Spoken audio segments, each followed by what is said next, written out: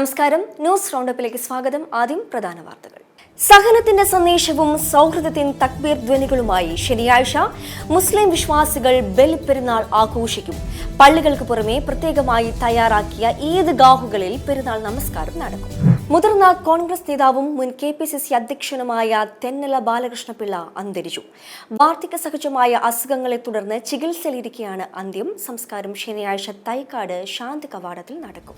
നിലമ്പൂരിൽ പോരുമുറുകുന്നു. തെരഞ്ഞെടുപ്പ് പ്രചാരണ പരിപാടികളിൽ സജീവമായി സ്ഥാനാർത്ഥികൾ. മത്സരിക്കാൻ ജനങ്ങളിൽ നിന്നും സംഭാവന തേടി സ്വതന്ത്ര സ്ഥാനാർത്ഥി PV അൻവർ. മഹാകുംഭാഭിഷേകത്തിനൊരുങ്ങി ശ്രീ പത്മനാഭസ്വാമി ക്ഷേത്രം. സ്തൂപിക പ്രതിഷ്ഠ ഉൾപ്പെടെ പ്രധാന ചടങ്ങ് ജൂൺ 8 നടക്കും. വാർത്തകൾ വിശദമായി. സഹനത്തിന്റെ സന്ദേശവും സൗഹൃദത്തിന്റെ തക്ബീർ ധ്വനികളുമായി ശനിയാഴ്ച വിശ്വാസികൾ ബലിപ്പെരുന്നാൾ ആഘോഷിക്കും. ഇബ്രാഹിം നബിയുടെ അടിയുറച്ച വിശ്വാസത്തിന്റെ പ്രതീകമായാണ് ബലിപ്പെരുന്നാൾ ആഘോഷിക്കുന്നത്. ത്യാഗത്തിന്റെയും സഹനത്തിന്റെയും മഹത്തായ സന്ദേശം പകരുന്ന ബലിപ്പെരുന്നാൾ ആത്മത്യാഗത്തിന്റെ അനുസ്മരണം കൂടിയാണ്. പ്രവാചകനായ ഇബ്രാഹിം നബി തന്റെ ആദ്യപുത്രനായ ഇസ്മായിലിനെ ദൈവപ്രീതിക്കായി ബലിയർപ്പിക്കാൻ ശ്രമിച്ചതിന്റെ ഓർമ്മ പുതുക്കലാണ് ബലിപ്പെരുന്നാൾ. വർഷങ്ങളുടെ കാത്തിരിപ്പിന് ശേഷമുണ്ടായ മകൻ ഇസ്മായിലിനെ ദൈവകൽപ്പന പ്രകാരം ബലി കൊടുക്കാൻ ഇബ്രാഹിം നബി തീരുമാനിച്ച ത്യാഗസന്നദ്ധത കൊണ്ട് മകന് പകരം ആടിന് ബലി നൽകാൻ ദൈവ സന്ദേശമുണ്ടാവുകയായിരുന്നു. ഈ ഓർമ്മ പുതുക്കൽ കൂടിയാണ് ബലിതർപ്പണം. ഇസ്ലാം മതവിശ്വാസത്തിന്റെ അടിസ്ഥാന ശിലകളിൽ ഒന്നായ വിശുദ്ധ ഹജ്ജ് കർമ്മത്തിന്റെ പരിസമാപ്തി കൂടിയാണ് ബലിപ്പെരുന്നാൾ. സാഹോദര്യത്തിന്റെയും സൗഹാർദ്ദത്തിന്റെയും പ്രതീകമായി മുസ്ലിം ലോകം ആഘോഷിക്കുന്ന ബലിപ്പെരുന്നാൾ ദിനത്തിൽ ഇബ്രാഹിം നബിയുടെ ജീവിതം സ്വന്തം ജീവിതത്തിലും പാലിക്കാൻ മുസ്ലിം ലോകം തയ്യാറെടുക്കണമെന്നാണ് പാണക്കാട് അബ്ബാസ് അലി ശിഹാബ് തങ്ങൾ പെരുന്നാൾ സന്ദേശത്തിൽ അറിയിച്ചത്. ലോകമെങ്ങും ഇസ്ലാമിക സമൂഹം ബലിപ്പെരുന്നാൾ ആഘോഷിക്കുകയാണ്. സൃഷ്ടാവിൻ്റെ പ്രീതിക്ക് വേണ്ടി ജീവിതം സമർപ്പിച്ച മഹാനായ ഖലീലുല്ലാഹി ഇബ്രാഹിം അലൈഹിസ്സലാം, ഹാജറ ബീവി റളിയല്ലാഹു അൻഹു, ഇസ്മായിൽ അലൈഹിസ്സലാം, അവരുടെ ആ ഒരു ത്യാഗപൂർണമായ ജീവിതത്തെക്കുറിച്ചാണ് നാം ഈ അവസരത്തിൽ ഓർക്കുന്നത്. സമർപ്പണത്തിൻ്റെയും സഹകരണത്തിൻ്റെയും സ്നേഹത്തിൻ്റെയും സമുന്നതമായ സന്ദേശങ്ങളാണ് ബലിപ്പെരുന്നാൾ സമൂഹത്തിന് നൽകുന്നത്. പരിശുദ്ധമായ ഹജ്ജിൻ്റെ അതിമനോഹരമായ സവിശേഷതയും ബലിപ്പെരുന്നാളിൻ്റെ പ്രത്യേകതയാണ്. ഇന്നത്തെ കലുഷിതമായ അന്തരീക്ഷത്തിൽ വലിയ പ്രയാസങ്ങളും പരീക്ഷണങ്ങളും നേരിടുന്ന ഒരു കാലഘട്ടത്തിലാണ് നാം ജീവിക്കുന്നത്. വിശ്വാസി സമൂഹത്തിന് ബലിപ്പെരുന്നാൾ വലിയൊരു കരുത്താണ്. ഗസയിൽ പിടഞ്ഞു വീഴുന്ന പിഞ്ചുമക്കൾ, നിരപരാധികളായ സഹോദരി സഹോദരങ്ങൾ, അതുപോലെ തന്നെ ലോകത്തിൻ്റെ വിവിധ ഭാഗങ്ങളിൽ പ്രതിസന്ധി നേരിടുന്നവർ, രോഗികളും, അവർക്കെല്ലാം വേണ്ടി പ്രാർത്ഥിക്കേണ്ട ഒരു അവസരം കൂടിയാണിത്. തീർച്ചയായിട്ടും ഈ ആഘോഷവേളയിൽ കുടുംബബന്ധം ഊട്ടിയുറപ്പിച്ചുകൊണ്ട് സ്നേഹവും സൗഹൃദവും കാരുണ്യവും സമാശ്വാസം നൽകുവാൻ നമുക്ക് സാധിക്കേണ്ടതുണ്ട്. അല്ലാഹു നമുക്ക് ലോകത്തിനും സമാധാനവും ശാന്തിയും അതുപോലെ തന്നെ വളരെ സുരക്ഷിതമായ ജീവിതാന്തരീക്ഷവും നൽകി അനുഗ്രഹിക്കുമാറാകട്ടെ. എല്ലാവർക്കും എൻ്റെ ഈദുൽ അദ്ഹ ആശംസകൾ. ത്യാഗം, സഹനം, സാഹോദര്യം എന്നീ മൂല്യങ്ങളെ സ്മരണയിലാണ് ഇസ്ലാം മത വിശ്വാസികൾ ബലിപ്പെരുന്നാൾ ആഘോഷിക്കുന്നത്. പതിവ് പോലെ പള്ളികൾക്ക് പുറമെ പ്രത്യേകമായി തയ്യാറാക്കിയ ഈദ്ഗാഹുകളിൽ പെരുന്നാൾ നമസ്കാരം നടക്കും. ഇതിന് ശേഷമായിരിക്കും ബലി അറുക്കൽ നടക്കുക. M5 news, Malappuram. മുതിർന്ന കോൺഗ്രസ് നേതാവും മുൻ KPCC അധ്യക്ഷനുമായ തെന്നല ബാലകൃഷ്ണപിള്ള അന്തരിച്ചു. വാർദ്ധക്യ സഹജമായ അസുഖങ്ങളെ തുടർന്ന് ചികിത്സയിലിരിക്കെ വെള്ളിയാഴ്ച രാവിലെ തിരുവനന്തപുരത്തെ സ്വകാര്യ ആശുപത്രിയിലായിരുന്നു അന്ത്യം. സംസ്കാരം ശനിയാഴ്ച ഉച്ചയ്ക്ക് 1:30 തൈക്കാട് ശാന്തി കവാടത്തിൽ നടക്കും. രാഷ്ട്രീയ സാംസ്കാരിക രംഗത്തെ നിരവധി പ്രമുഖർ അനുശോചനം അറിയിച്ചു. തെന്നല ബാലകൃഷ്ണപിള്ളയുടെ ഓർമ്മകൾ പങ്കുവച്ച് കെ മുരളീധരൻ. കോൺഗ്രസ് പാർട്ടിയുടെ സജീവ സാന്നിധ്യമായിരുന്ന തെന്നല ബാലകൃഷ്ണന്റെ വിയോഗം പാർട്ടിക്ക് തീരാ നഷ്ടമെന്ന് കെ മുരളീധരൻ. പാർട്ടിയുടെ ഏത് പരിപാടിക്ക് വിളിച്ചാലും യാതൊരു മടിയും അതൃപ്തിയും പ്രകടമാക്കാതെ സജീവമായി നിലകൊള്ളുന്ന വ്യക്തിത്വമായിരുന്നു തെന്നല ബാലകൃഷ്ണപിള്ളയെന്നും അദ്ദേഹം പറഞ്ഞു. തീർച്ചയായിട്ടും കോൺഗ്രസ് പാർട്ടിയെ സംബന്ധിച്ച് തെന്നല സാറിൻ്റെ നിര്യാണം ഒരു തീരാ നഷ്ടം തന്നെയാണ്. കാരണം പാർട്ടി ഏൽപ്പിച്ച എല്ലാ ഉത്തരവാദിത്വങ്ങളും സത്യസന്ധമായി അദ്ദേഹത്തിന് നിർവഹിക്കാൻ കഴിഞ്ഞു. ഞാൻ തെന്നല സാറിനെ കുറിച്ച് ഓർക്കുമ്പോൾ 3 സന്ദർഭങ്ങളാണ് ഞാൻ ഓർക്കുന്നത്. ഒന്ന്, 2001 നിയമസഭാ തെരഞ്ഞെടുപ്പിൽ UDF 99 സീറ്റിൽ വിജയിച്ചപ്പോൾ നേരത്തെ ഉണ്ടാക്കിയ എഗ്രിമെൻ്റ് അനുസരിച്ച് അദ്ദേഹത്തിനോട് പ്രസിഡന്റ് സ്ഥാനം ഒഴിയണം എന്ന് പാർട്ടിയുടെ ദേശീയ നേതൃത്വം ആവശ്യപ്പെട്ടപ്പോൾ ഒരു വിസമ്മതവും കൂടാതെ അദ്ദേഹം അന്ന് പ്രസിഡൻഷിപ്പ് എന്നെ ഏൽപ്പിച്ച സന്ദർഭം ഞാൻ ഓർക്കുക. ഒരിക്കലും ഒരു മുഖത്തൊരു പ്രയാസവും അദ്ദേഹം പുറത്ത് കാണിക്കാതെയാണ് പാർട്ടിയുടെ ഉത്തരവിനെ അദ്ദേഹം ശിരസാ വഹിച്ചത്. അതുപോലെ 2016 ഞാൻ വട്ടിയൂർക്കാവിൽ വീണ്ടും മത്സരിക്കുമ്പോൾ അന്ന് ആദ്യത്തെ തെരഞ്ഞെടുപ്പ് കൺവെൻഷൻ ഉദ്ഘാടനം ചെയ്യാൻ രമേശ് ചെന്നിത്തലയാണ് നിശ്ചയിച്ചിരുന്നെങ്കിലും അന്ന് കൊല്ലത്തുണ്ടായ വെടിക്കെട്ട് അപകടത്തിനെ തുടർന്ന് കൺവെൻഷൻ മാറ്റിവെക്കുകയും പുതുക്കിയ തീയതിയിൽ രമേശ് സ്ഥലത്തില്ല. സാറിനോട് പറഞ്ഞപ്പോൾ ഒട്ടും വിസമ്മതം പ്രകടിപ്പിക്കാതെ അദ്ദേഹം വന്ന കൺവെൻഷൻ ഉദ്ഘാടനം ചെയ്ത രംഗം ഞാൻ ഓർക്കുക. കേരളത്തിൽ ശക്തമായ ത്രികോണ മത്സരം നേരിട്ട ആ തെരഞ്ഞെടുപ്പിൽ എനിക്കന്ന് വിജയിക്കാൻ കഴിഞ്ഞു. അത് സാറിനെയും കൂടെ ഒരു അനുഗ്രഹം കൊണ്ടാണെന്നാണ് എൻ്റെ വിശ്വാസം. അന്തരിച്ച മുൻ KPCC പ്രസിഡന്റ് തെന്നല ബാലകൃഷ്ണപിള്ളയെ അനുസ്മരിച്ച് മുസ്ലിം ലീഗ് നേതാവ് PK കുഞ്ഞാലിക്കുട്ടി. തെന്നല ബാലകൃഷ്ണപിള്ള അടുത്ത സുഹൃത്തായിരുന്നു, സൗമ്യനായ നേതാവ്. അദ്ദേഹത്തിന്റെ മരണം കോൺഗ്രസിനും UDFനും കേരളത്തിനും വലിയ നഷ്ടമാണെന്നും ആശയക്കുഴപ്പങ്ങളും പ്രശ്നങ്ങളും മുന്നണിയിൽ ഉണ്ടാകുമ്പോൾ ആശ്രയിച്ചിരുന്നത് അദ്ദേഹത്തെ ആയിരുന്നുവെന്നും കുഞ്ഞാലിക്കുട്ടി പറഞ്ഞു. തെന്നല ബാലകൃഷ്ണപിള്ള ദീർഘകാലം ഞങ്ങളൊക്കെ ഒരുമിച്ച് സുപ്രധാനമായ സന്ദർഭങ്ങൾ പങ്കിട്ട വലിയ മഹാനായ ഒരു വ്യക്തിയായിരുന്നു. വളരെ സൗമ്യൻ, തർക്കമില്ലാത്ത ഒരാളെ നോക്കുകയാണ് എന്നുണ്ടെങ്കിൽ എല്ലാവരും പറയുന്ന ഒറ്റപ്പേരായിരുന്നു തെന്നല ബാലകൃഷ്ണപിള്ളയുടെ. തർക്കമുള്ള സന്ദർഭത്തിൽ എന്നാൽ പിന്നെ നമുക്ക് ആ കാര്യം തെന്നലെ ഏൽപ്പിക്കാം എന്നാണ് അന്ന് ഞങ്ങളൊക്കെ പറഞ്ഞുകൊണ്ടിരുന്നത്. യാതൊരുവിധ ഒരു രണ്ട് ചിന്ത അദ്ദേഹത്തെക്കുറിച്ച് ഒരു രാഷ്ട്രീയ നേതാവിനും ഉണ്ടായിരുന്നില്ല. അത്ര സൗമ്യനായിരുന്നു. അതുകൊണ്ട് തന്നെ അദ്ദേഹത്തിൻ്റെ ആ സൗമ്യതയും അതുപോലെ തന്നെ അദ്ദേഹത്തിൻ്റെ ആ ഗുണവും ഏറെ രാഷ്ട്രീയ പ്രശ്നങ്ങൾ പരിഹരിക്കാൻ കേരളത്തിൽ ഉപകരിച്ചിട്ടുണ്ട്. കോൺഗ്രസ് വല്ല ആശയക്കുഴപ്പത്തിലും പെടുമ്പോൾ, അതുപോലെ തന്നെ മുന്നണി വല്ല തർക്കങ്ങളിലും പെടുമ്പോൾ ഒക്കെ തെന്നല പ്രത്യക്ഷപ്പെടും. അത് തെന്നലെ ഏൽപ്പിക്കും. കമ്മീഷണറായും KPCC പ്രസിഡൻ്റായും അതുപോലെ തന്നെ പിന്നെ മറ്റു പല സുപ്രധാന സ്ഥാനങ്ങൾ ഏറ്റെടുത്തുമൊക്കെ തെന്നല ബാലകൃഷ്ണപിള്ള കേരളത്തിൻ്റെ ഒരു കൺസെൻസസിൻ്റെ രാജാവായി ഏറെ കാലം വാണിരുന്നു. ഞങ്ങളൊക്കെ അദ്ദേഹത്തോട് വളരെ കടപ്പെട്ടിരിക്കുന്നു. ഓരോ സന്ദർഭത്തിൽ രാഷ്ട്രീയ തർക്കങ്ങൾ സൊല്യൂഷൻ ഉണ്ടാക്കുക എന്നുള്ളത് ജനങ്ങളെ സംബന്ധിച്ചിടത്തോളം വളരെ പ്രധാനപ്പെട്ട കാര്യമാണ്. രാഷ്ട്രീയ തർക്കങ്ങൾ വളരെ നീട്ടിക്കൊണ്ടുപോയാൽ അത് ജനങ്ങളെ ബാധിക്കും. അപ്പോൾ തെന്നല ബാലകൃഷ്ണപിള്ള പ്രത്യക്ഷപ്പെട്ട് ആ കാര്യങ്ങളൊക്കെ പരിഹരിക്കുന്ന ഒരു രീതി ദീർഘകാലം ഉണ്ടായിരുന്നു. ഞാൻ എൻ്റെ വ്യക്തിപരമായി പറഞ്ഞാൽ വലിയ ഒരടുത്ത സുഹൃത്തായിരുന്നു.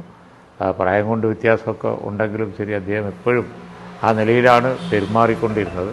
തെന്നല ബാലകൃഷ്ണപിള്ളയുടെ നഷ്ടം കോൺഗ്രസ്സിന് മാത്രമല്ല, അതുപോലെ തന്നെ UDFന് മാത്രമല്ല, കേരളത്തിന് തന്നെ വലിയ നഷ്ടമാണ്. നിയമസഭാ അംഗവും പാർലമെൻറ്റ് മെമ്പറും ഒക്കെ എല്ലാ നിലയിലും അദ്ദേഹം ശോഭിച്ചിട്ടുണ്ട്. അതാണ് അദ്ദേഹത്തിൻ്റെ പ്രത്യേകത. തെന്നല ബാലകൃഷ്ണപിള്ളയുടെ കുടുംബത്തോടും അദ്ദേഹത്തെ സ്നേഹിക്കുന്ന നിരവധി ആളുകളോടും ഞാൻ ഈ സന്ദർഭത്തിൽ അങ്ങേയറ്റത്തെ ദുഃഖം പ്രകടിപ്പിക്കുക. കോൺഗ്രസിന്റെ സൗമ്യമുഖം നഷ്ടമായെന്ന് എം ഹസൻ. മുൻ KPCC പ്രസിഡന്റും കോൺഗ്രസ് പാർട്ടിയുടെ സജീവ സാന്നിധ്യവുമായിരുന്ന തെന്നല ബാലകൃഷ്ണപിള്ളയുടെ വിയോഗം പാർട്ടിക്ക് തീരാ നഷ്ടമാണ്. തെന്നല ബാലകൃഷ്ണപിള്ളയുടെ ഓർമ്മകൾ പങ്കുവയ്ക്കുകയായിരുന്നു അദ്ദേഹം. KPCC പ്രസിഡന്റായിരുന്ന ശ്രീ തെന്നല ബാലകൃഷ്ണപിള്ളയുടെ നിര്യാണം കോൺഗ്രസ് പ്രസ്ഥാനത്തിനും നമ്മുടെ പൊതുജീവിതത്തിനും വലിയ നഷ്ടമാണ്. അദ്ദേഹം ഒരു സാധാരണ കോൺഗ്രസ് പ്രവർത്തകനായി താഴെ തലത്തിൽ നിന്ന് പ്രവർത്തിച്ച് നേതൃരംഗത്തേക്ക് ഉയർന്നു വന്ന ആളാണ്. കൊല്ലം DCCയുടെ ട്രഷറർ, പിന്നീട് കൊല്ലം DCCയുടെ പ്രസിഡന്റ്, KPCCയുടെ ജനറൽ സെക്രട്ടറി, ഏറ്റവും ഒടുവിൽ KPCC പ്രസിഡന്റ്. ഈ സ്ഥാനങ്ങളൊക്കെ വഹിച്ച തെന്നല സാർ നിയമസഭാ സാമാജികനായിരുന്നു, രാജ്യസഭാംഗമായിരുന്നു. ഈ സ്ഥാനങ്ങളെല്ലാം വഹിക്കുമ്പോഴും അധികാര സ്ഥാനങ്ങളോടുള്ളതിനേക്കാൾ അദ്ദേഹത്തിന് കൂടുതൽ ആകർഷണം പാർട്ടി സ്ഥാനങ്ങളും പാർട്ടി പ്രവർത്തനത്തിലുമായി. ഒരു അടിയുറച്ച ജനാധിപത്യവാദിയും മതേതര വിശ്വാസിയും. സമ്പന്ന കുടുംബത്തിലാണ് അദ്ദേഹം ജനിച്ചത്. പക്ഷേ രാഷ്ട്രീയ പ്രവർത്തനത്തിനിടയിൽ അദ്ദേഹത്തിന് ഒരുപാട് കുടുംബ സ്വത്ത് നഷ്ടപ്പെടേണ്ടി വന്നു. പൊതുജീവിതത്തിൽ യാതൊരു കളങ്കവും യാതൊരു ആരോപണവും ഉണ്ടാകാത്ത അപൂർവം നേതാക്കളിൽ ഒരാളായി തെന്നല ബാലകൃഷ്ണപിള്ള സംശുദ്ധമായ ഒരു പൊതുജീവിതം നയിച്ചു. അദ്ദേഹത്തെ ഞങ്ങളെല്ലാവരും ഓർക്കുന്നത് അദ്ദേഹത്തിന് ഒരു സ്ഥാനം നഷ്ടപ്പെടുമ്പോൾ അതിൽ സങ്കടവും പരിഭവവും പ്രകടിപ്പിക്കാത്ത ഒരു നേതാവായി. സാധാരണ ഒരു നഷ്ടമല്ല അത്. അദ്ദേഹം പ്രസിഡൻ്റായിരിക്കുന്ന കാലത്താണ് 99 സീറ്റ് നേടി പാർട്ടി അധികാരത്തിൽ വരും. AK ആൻ്റണിയുടെ മന്ത്രിസഭ. ആ മന്ത്രിസഭയിൽ അംഗമായ ഒരാളാണ് ഞാൻ. മുഖ്യമന്ത്രി സത്യപ്രതിജ്ഞ ചെയ്ത അന്ന് വരുന്ന വാർത്ത, ഡൽഹിയിൽ നിന്ന് വരുന്ന വാർത്ത, ഒരു ഐക്യത്തിൻ്റെ ഒരു ഭാഗമായി ഒരു പാക്കേജായി തെന്നല സാറിൻ്റെ പ്രസിഡന്റ് സ്ഥാനത്ത് നിന്ന് മാറ്റും. ശ്രീ മുരളീധരൻ പ്രസിഡൻ്റാവും. ഈ വാർത്ത അറിഞ്ഞ് ഞങ്ങൾ രാജ്ഭവനിലേക്ക് വരുമ്പോൾ കാണുന്ന കാഴ്ച, ഒരു സഞ്ചി ബാഗും തൂക്കി ഒരു പരിഭവവും ഒരു പ്രതിഷേധവുമില്ലാതെ KPCC ആഫീസിൻ്റെ പടിയിറങ്ങുന്ന തെന്നല സാറിനെ കണ്ടപ്പോൾ ഞങ്ങൾക്ക് മനസ്സിൽ പ്രയാസമുണ്ടെങ്കിലും വലിയ അഭിമാനം തോന്നി. ഗ്രൂപ്പ് പോരുകളിൽ പാർട്ടിക്ക് ശ്വാസം മുട്ടുമ്പോൾ ജീവശ്വാസം പകർന്ന നേതാവായിരുന്നു കോൺഗ്രസിൽ തെന്നല ബാലകൃഷ്ണപിള്ള. ഏറ്റവും സൗമ്യമായ മുഖം, ഏറ്റവും ലളിതമായ ജീവിതം, ഏറ്റവും സുതാര്യമായ പ്രവർത്തനം. 13 വർഷം രാജ്യസഭാംഗം, 2 വട്ടം MLA, 2 വട്ടം KPCC അധ്യക്ഷൻ. ഇത്രയെല്ലാമായ തെന്നല ബാലകൃഷ്ണപിള്ള ഒരു മന്ത്രിസഭാ രൂപീകരണത്തിലും ചർച്ചകളിൽ വന്നില്ല. തെന്നലയ്ക്കായി ഒരു ഗ്രൂപ്പ് മാനേജർമാരും ശബ്ദമുയർത്തിയില്ല. തനിക്ക് അർഹതയുണ്ടെന്ന് തെന്നല ഒരാളോടും പറഞ്ഞതുമില്ല. KPCC അധ്യക്ഷ സ്ഥാനത്തേക്ക് 2 വട്ടവും മത്സരിച്ചെത്തിയതായിരുന്നില്ല. ഗ്രൂപ്പുകളുടെ അതിപ്രസരം അപകടമായപ്പോൾ എല്ലാവരും ചേർന്ന് തെന്നലയിൽ അഭയം തേടിയതാണ്. ആജീവനാന്തം കോൺഗ്രസുകാരനായിരുന്ന തെന്നല ബാലകൃഷ്ണപിള്ളയ്ക്ക് പാർട്ടിയിലും പുറത്തും ഒരഭിപ്രായ വ്യത്യാസവും നേരിടേണ്ടി വന്നിട്ടില്ല. സംഭാവനയുടെയും സത്യസന്ധതയുടെയും രാഷ്ട്രീയത്തിലെ അവസാന കണ്ണുകളിലൊന്നാണ് വിട പറഞ്ഞത്. നിലമ്പൂർ ഉപതെരഞ്ഞെടുപ്പിൽ മത്സരിക്കാൻ ജനങ്ങളിൽ നിന്നും സംഭാവന തേടി സ്വതന്ത്ര സ്ഥാനാർത്ഥി PV അൻവർ. പിണറായി സത്തിനെതിരെ പോരാടിയതിന്റെ പേരിൽ അധികാരത്തിനപ്പുറം വിയർപ്പൊഴുക്കി സമ്പാദിച്ചതുകൂടി നഷ്ടപ്പെട്ട ആളാണ് താനെന്ന് PV അൻവർ പറയുന്നു. സോഷ്യൽ മീഡിയ വഴിയാണ് അൻവർ സംഭാവന അഭ്യർത്ഥിച്ചത്. പണം അയക്കാനുള്ള അക്കൗണ്ട് വിവരങ്ങളും പേജിൽ നൽകിയിട്ടുണ്ട്. പണം അയക്കുന്നവരുടെ വിവരങ്ങൾ പുറത്തുവിടില്ലെന്നും അൻവർ പറയുന്നു. കുടിയേറ്റ ജനതയുടെ പ്രതിഷേധം ഈ തെരഞ്ഞെടുപ്പിൽ പ്രതിഫലിക്കുമെന്ന് BJP സംസ്ഥാന സമിതി അംഗം അഡ്വക്കേറ്റ് ഷോൺ ജോർജ്. മുഖ്യമന്ത്രി പിണറായി വിജയന്റെ കർഷക സ്നേഹം പൊടുന്നനെ ആരംഭിച്ചതിന് കാരണം ഇതാണ്. വന്യജീവി വിഷയത്തിൽ പരസ്യ സംവാദത്തിന് മുഖ്യമന്ത്രിയെ BJP വെല്ലുവിളിക്കുന്നതായും അഡ്വക്കേറ്റ് ഷോൺ ജോർജ് വാർത്താ സമ്മേളനത്തിൽ പറഞ്ഞു. നൽകുമെന്ന് വാഗ്ദാനം ചെയ്തിട്ട് അധികാരത്തിലെത്തിയ പിണറായി വിജയൻ 9ാം വാർഷികം ആഘോഷിക്കുന്ന ഈ വേളയിൽ റബ്ബർ കർഷക ജനതയുടെ അടുത്തേക്ക് വോട്ട് ചോദിച്ച് ചെല്ലുന്ന പിണറായി വിജയനോട് ഞങ്ങൾക്ക് ചോദിക്കാനുള്ളത്, BJPക്ക് ചോദിക്കാനുള്ളത്, നിങ്ങൾ വാഗ്ദാനം ചെയ്ത റബ്ബറിന്റെ 250 രൂപ എവിടെ? അദ്ദേഹത്തിന് മാത്രമല്ല ആ അധികാരം ഡെലിഗേറ്റ് ചെയ്യാം. ഇപ്പോൾ പഞ്ചായത്ത് പ്രസിഡന്റുമാർക്ക് വരെ അധികാരം കൊടുത്തിട്ടുണ്ട്. പക്ഷെ എവിടെയെങ്കിലും കാട്ടുപന്നിയുടെ ശല്യം ആ നിയമനിർമ്മാണം വഴി, ആ തീരുമാനം വഴി കുറഞ്ഞു എന്ന് നമുക്ക് പറയാൻ കഴിയില്ല. എന്തുകൊണ്ടാണ്? പണ്ട് മലയോര മേഖലയിലെ കുടിയേറ്റ കർഷകന്റെ കയ്യിൽ ഒരു പഞ്ചായത്ത്, ഒരു വീട്ടിൽ ഒരാൾക്ക് തോക്കുണ്ടായിരുന്നു. ആ തോക്ക് സർക്കാർ അനുവദിച്ചിട്ടുണ്ടായിരുന്നത് അവർ അന്നത്തെ കാലത്തും ഇതിനേക്കാൾ വലിയ വന്യമൃഗശല്യവും കൃഷി നശിപ്പിക്കുന്ന വന്യമൃഗശല്യം ഉണ്ടായിരുന്ന ഒരു കാലത്ത് ആ കൃഷിയെ സംരക്ഷിക്കുവാൻ വേണ്ടിയാണ് അവർക്ക് ഈ തോക്ക് കൊടുത്തിരുന്നത്. ഇന്ന് ആ തോക്കുകൾ എവിടെ? അത് സർക്കാരിൽ ചാരി വെച്ചിട്ടുണ്ട്. അപേക്ഷ കൊടുത്ത ഒരൊറ്റ അപേക്ഷകൾ പോലും വളരെ നിസ്സാരം. അത്ര വലിയ സമ്മർദ്ദം ഉണ്ടായാൽ സർക്കാരിനോട് വേണ്ടപ്പെട്ട ആളുകൾക്ക് 1-2 ആളുകൾക്ക് തോക്ക് കൊടുക്കും. തെരഞ്ഞെടുപ്പ് പ്രചാരണത്തിനിടയിൽ LDF-നെ വെട്ടിലാക്കി നഗരസഭാ കൗൺസിലർ തൃണമൂൽ കോൺഗ്രസിൽ ചേർന്നു. ജനതാദൾ എസ് ദേശീയ സമിതി അംഗവും നിലമ്പൂർ നഗരസഭയിലെ LDF കൗൺസിലറുമായ ഇസ്മായിൽ എരഞ്ഞിക്കലാണ് 50ഓളം പാർട്ടി ഭാരവാഹികൾക്കൊപ്പം തൃണമൂൽ കോൺഗ്രസിൽ ചേർന്നത്. നിലമ്പൂരിലെ ജനങ്ങളുടെ പ്രശ്നങ്ങളാണ് അൻവർ ഉന്നയിക്കുന്നത്. അതിനാൽ അൻവറിന് വേണ്ടി പ്രചാരണത്തിന് ഇറങ്ങുമെന്നും ഇസ്മായിൽ എരഞ്ഞിക്കൽ പറഞ്ഞു. ഇപ്പൊ ഈ കാലഘട്ടത്തില് വർഗീയതക്കെതിരെയും ഫാസിസത്തിനെതിരെയും പോലീസിലെ സംഘീവൽക്കരണത്തിനെതിരെയും ശബ്ദമുയർത്തിയ ഒരു നേതാവാണ് മുൻ MLA ആയിരുന്ന PV അൻവർ. അത് തുടക്കത്തിൽ തന്നെ സുജിത് ദാസിന്റെ ഇവിടുത്തെ മലപ്പുറം ജില്ലയെ തീവ്രവാദ ജില്ലയാക്കാൻ ശ്രമിച്ച അവിടുന്ന് ഇങ്ങോട്ട് നോക്കുമ്പോൾ ADGP-യിലേക്കും മുഖ്യമന്ത്രിയുടെ അഡീഷണൽ PS ശശിയിലേക്കും മുഖ്യമന്ത്രിയിലേക്കും എത്തി.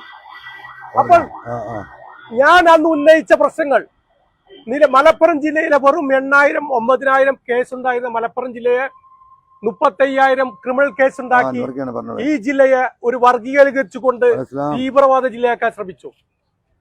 ആ കാര്യങ്ങൾ മുന്നോട്ട് പോയിക്കൊണ്ടിരിക്കുമ്പോൾ തന്നെയാണ് ഈ ADGP-ന്റെ വിഷയം.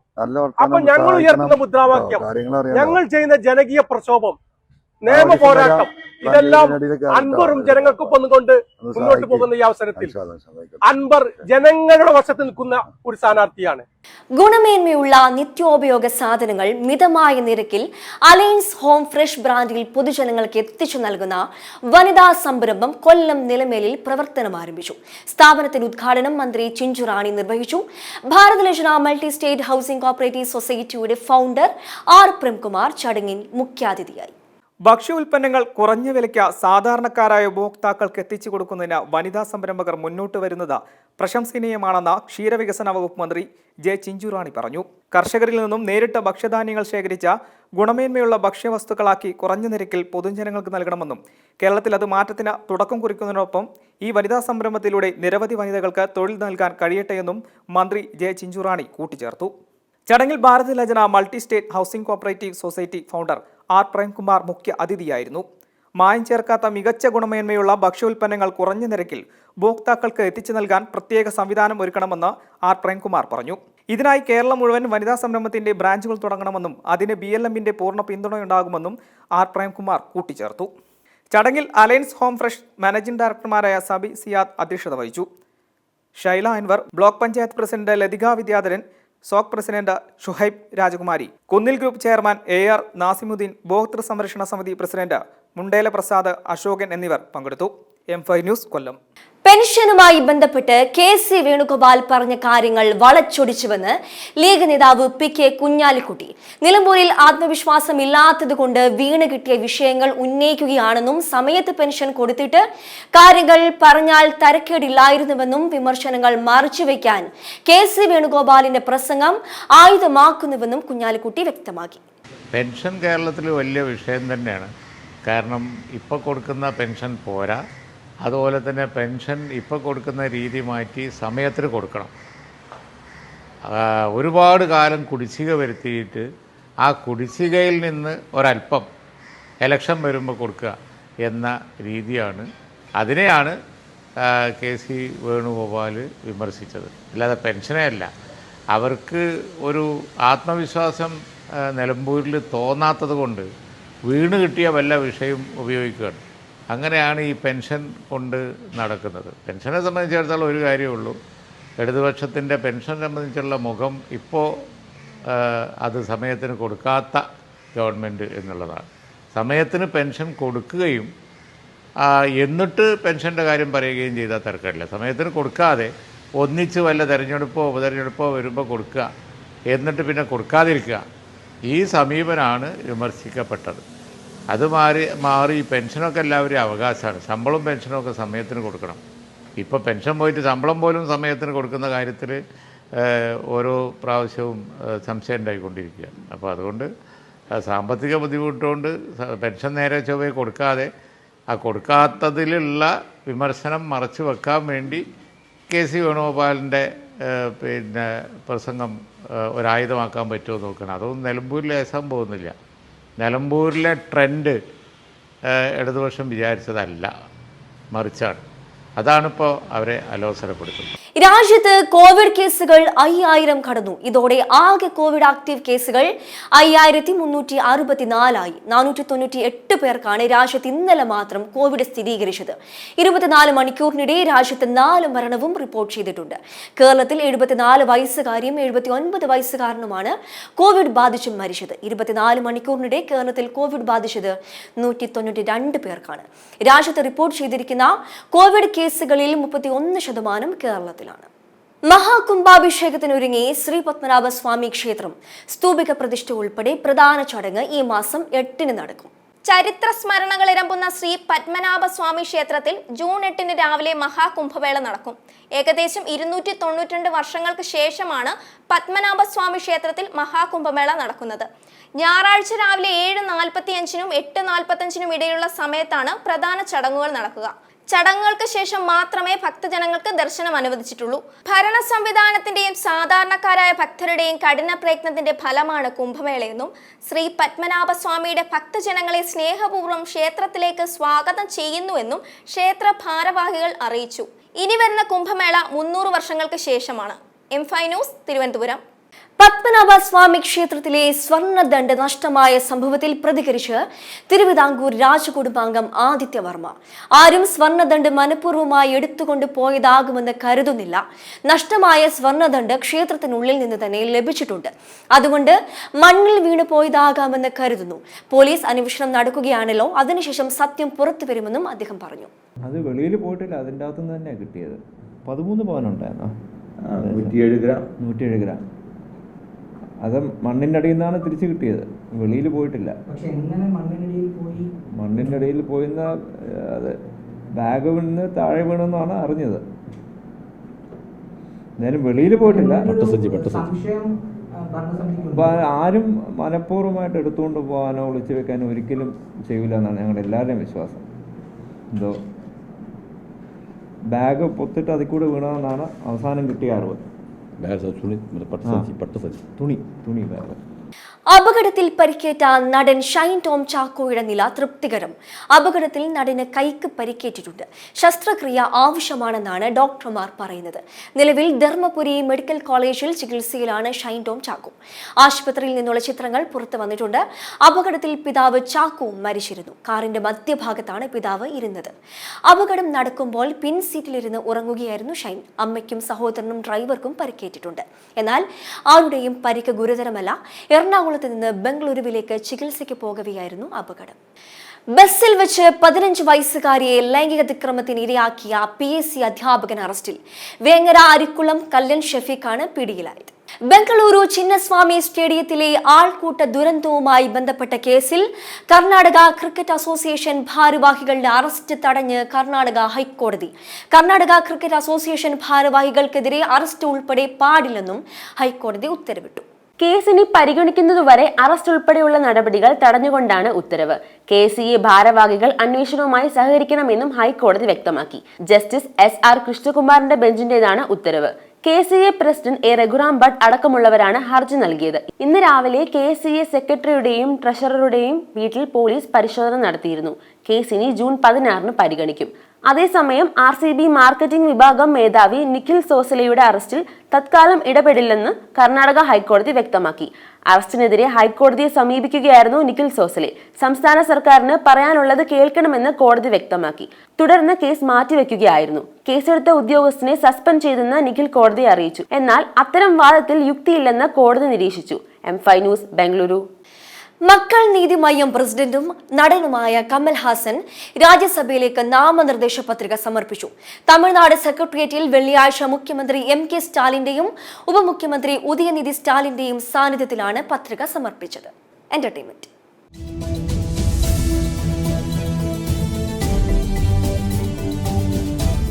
മോഹൻലാൽ നായകനായ പുതിയ ചിത്രം തുടരും OTTയിൽ പ്രദർശനം ആരംഭിച്ചിരിക്കുകയാണ്. തിയേറ്ററിൽ മികച്ച സ്വീകാര്യത ലഭിച്ച സിനിമയ്ക്ക് OTTയിലും മികച്ച അഭിപ്രായം തന്നെയാണ് ലഭിക്കുന്നത്.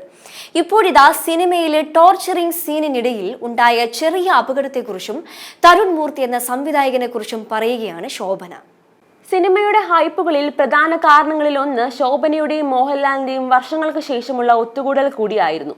ഇപ്പോഴിതാ സിനിമയിലെ ടോർച്ചറിംഗ് സീനിനിടയിൽ ഉണ്ടായ ചെറിയ അപകടത്തെക്കുറിച്ചും തരുൺ മൂർത്തി എന്ന സംവിധായകനെ കുറിച്ചും പറയുകയാണ് ശോഭന. ചിത്രത്തിൽ വില്ലൻ വേഷത്തിലെത്തിയ പ്രകാശ് വർമ്മയുമൊത്തുള്ള സീനിലെ ഒരു രംഗത്തിൽ തന്റെ കയ്യിൽ ഒരു അടി കിട്ടിയെന്നും ഇനി ഇങ്ങനെ ഉണ്ടാകരുതെന്ന് താൻ തരുണിനോട് പറഞ്ഞെന്നുമാണ് ശോഭന പറയുന്നത്. പ്രകാശ് വർമ്മയെ കുറ്റം പറയാൻ കഴിയില്ലെന്നും തനിക്ക് ഇത്തരം രംഗങ്ങൾ പേടിയാണെന്നും ശോഭന കൂട്ടിച്ചേർത്തു. Entertainment desk M5 news. Tamil cinema താരം സൂര്യയുടെ പുത്തൻ ലുക്കാണ് ഇപ്പോൾ സമൂഹ മാധ്യമങ്ങളിലേക്ക് ചർച്ചാ വിഷയം. വെങ്കി അറ്റ്ലൂരി ഒരുക്കുന്ന അടുത്ത ചിത്രത്തിനായുള്ള സൂര്യയുടെ ലുക്കാണ് ഇപ്പോൾ സോഷ്യൽ മീഡിയയിൽ ചർച്ചയാകുന്നത്. പ്രേക്ഷകർ എല്ലാവരും ഒരുപോലെ ആഗ്രഹിക്കുന്ന തിരിച്ചുവരവാണ് സൂര്യയുടേത്. മോശം സിനിമകളിലൂടെയും ബോക്സ് ഓഫീസ് പരാജയങ്ങളിലൂടെയും കഴിഞ്ഞ കുറച്ചു നാളുകളായി അത്ര നല്ല സമയമല്ല സൂര്യയ്ക്ക്. നടന്റേതായി അവസാനമിറങ്ങിയ റെട്രോയും കങ്കുവിയും ബോക്സ് ഓഫീസിൽ കാര്യമായ ചലനമൊന്നും ഉണ്ടാക്കിയിരുന്നില്ല. വെങ്കി അറ്റ്ലൂരി ഒരുക്കുന്ന അടുത്ത സിനിമയിലാണ് സൂര്യ ഇനി അഭിനയിക്കുന്നത്. ചിത്രത്തിനായുള്ള സൂര്യയുടെ ലുക്കാണ് ഇപ്പോൾ സോഷ്യൽ മീഡിയയിൽ വൈറലാകുന്നത്. Entertainment desk M5 news. പ്രധാന വാർത്തകൾ ഒരിക്കൽ കൂടി. സഹനത്തിന്റെ സന്ദേശവും സൗഹൃദത്തിൻ തക്ബീർ ധ്വനികളുമായി ശനിയാഴ്ച മുസ്ലിം വിശ്വാസികൾ ബലിപ്പെരുന്നാൾ ആഘോഷിക്കും. പള്ളികൾക്ക് പുറമെ പ്രത്യേകമായി തയ്യാറാക്കിയ ഈദ്ഗാഹുകളിൽ പെരുന്നാൾ നമസ്കാരം നടക്കും. മുതിർന്ന കോൺഗ്രസ് നേതാവും മുൻ KPCC അധ്യക്ഷനുമായ തെന്നല ബാലകൃഷ്ണപിള്ള അന്തരിച്ചു. വാർദ്ധക്യ സഹജമായ അസുഖങ്ങളെ തുടർന്ന് ചികിത്സയിലിരിക്കെയാണ് അന്ത്യം. സംസ്കാരം ശനിയാഴ്ച തൈക്കാട് ശാന്തി കവാടത്തിൽ നടക്കും. നിലമ്പൂരിൽ പോരു മുറുകുന്നു. തെരഞ്ഞെടുപ്പ് പ്രചാരണ പരിപാടികളിൽ സജീവമായി സ്ഥാനാർത്ഥികൾ. മത്സരിക്കാൻ ജനങ്ങളിൽ നിന്നും സംഭാവന തേടി സ്വതന്ത്ര സ്ഥാനാർത്ഥി PV അൻവർ. മഹാകുംഭാഭിഷേകത്തിനൊരുങ്ങി ശ്രീ പത്മനാഭസ്വാമി ക്ഷേത്രം. സ്തൂപിക പ്രതിഷ്ഠ ഉൾപ്പെടെ പ്രധാന ചടങ്ങ് ജൂൺ 8 നടക്കും. ഇതോടെ ന്യൂസ് റൗണ്ട് പൂർണ്ണമാകുന്നു. നമസ്കാരം.